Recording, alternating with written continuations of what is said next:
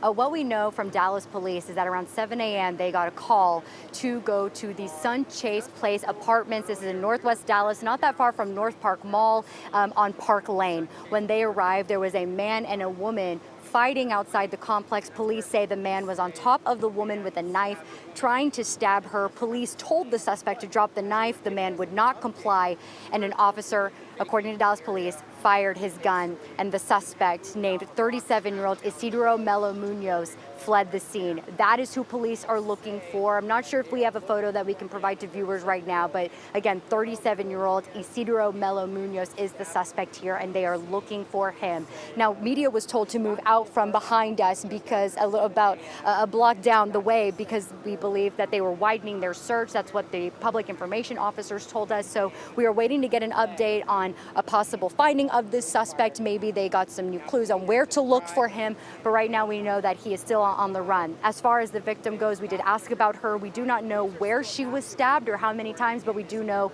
that she is doing okay, expected to recover right now at an area hospital. I'm going to be here at the scene for a little while longer and try and get some updates on the suspect and see why there may be an ambulance and a fire truck nearby, when again we did not see that before. Still a heavy police presence, and we'll come back to you in a few minutes with any updated information we have. Morgan.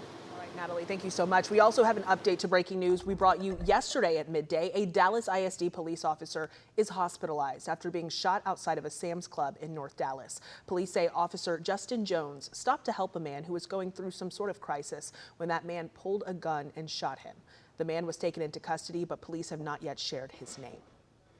Turning our attention now to our roadways, Erica Lopez is here, and I know you are tracking an issue for us in Rowlett. Yes, exactly. So construction crews were actually doing some work off of Dow Rock, and they hit a natural gas line. So we're now following a closure. We are calling this a traffic alert this midday, because if this is part of your drive, travel during the day, maybe in the afternoon, because we're hearing we do not have an estimated time as to when this could reopen, this could absolutely cause delays. So again, crews hit a natural gas line doing some road work at Dow Rock. The closure is at Manchester Drive. We got an update in the last half hour that the closure is both directions of Dow Rock and Manchester. Again, we do not have an estimated time as to when things will be reopening in the area. So obviously you're going to want to avoid it. And this is all updates that we're getting per the city of Rowlett on their Facebook page. So I do have a screen grab, at least from what they posted. I'm going to step out here where we can see just that big old mound of dirt and closure out here by fire crews. We know that, again, this is likely going to take some time. The second thing that I'm following this midday as you plan out your drive is in Collin County. 75 as you make your way into Allen here at Bethany. We've got a couple lanes closed off because of a crash that we're dealing with out this way in the northbound direction. So if you need to head up toward McKinney, this one could slow you down. Morgan. All right, Erica, thank you. Happening this hour, the Dallas Police Department is unveiling a portrait honoring fallen officer Darren Burks. He was shot and killed in the line of duty in Oak Cliff nearly 2 years ago. JPS Health Network says it is still operating despite a days-long network outage. The disruption has forced doctors and staff to turn to paper records and backup systems while they work to get things back online. One patient told us that their online appointments have been canceled, doctors cannot access their medical history, and they can't even reach the pharmacy by phone.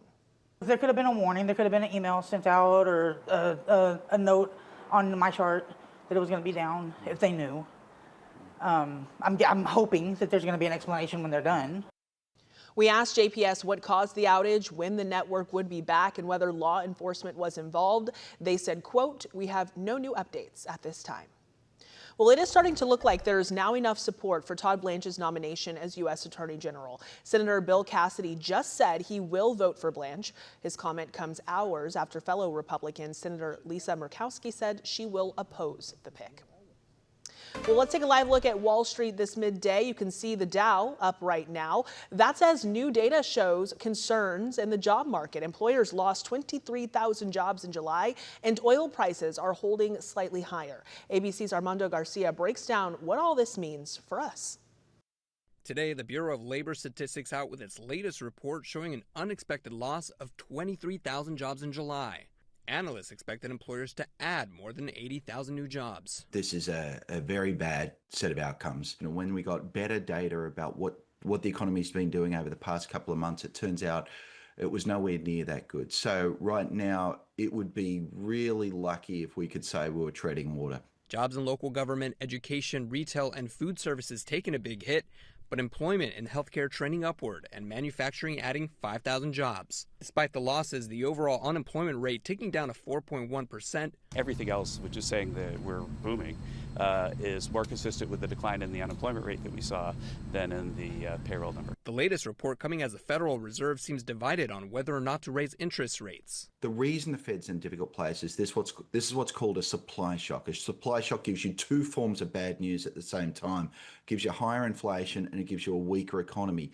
That supply shock, it's tariffs and it's Iran. The impasse in the Strait of Hormuz keeping oil prices at slightly higher levels. Only 8 crossings happening through the crucial passageway on Thursday. U.S. oil trading at about $77, up more than 0.5%, and global oil trading at $82, down 0.16%. And at the pump, gas prices holding at an average of $4.03 per gallon, according to Gas Buddy. Today's report means there's been 6 months of negative job growth during President Trump's second term in office. Analysts say we'll have to see if July's numbers indicate a blip or a trend. Armando Garcia, ABC News, New York.